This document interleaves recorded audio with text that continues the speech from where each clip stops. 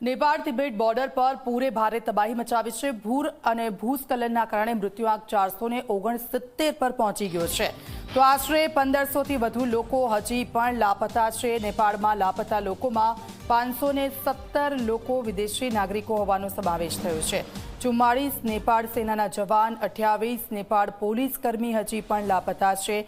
तिबेटમાં 558 લોકો લાપતા, જેમાંથી 260 વિદેશી નાગરિકો છે। નેપાળ પૂરમાં 30થી વધુ દેશોના નાગરિકો લાપતા થયા છે।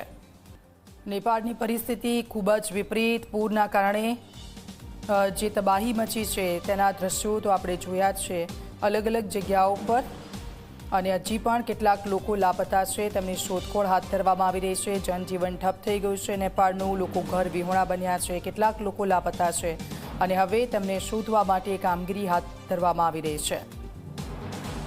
44 નેપાળ સેનાના જવાનો એ લોકો ગાયબ છે, 28 નેપાળ પોલીસ કર્મીઓ લાપતા છે। તિબેટમાં 558 લોકો લાપતા, જેમાંથી 260 વિદેશી નાગરિકો હોવાનું સામે આવ્યું છે।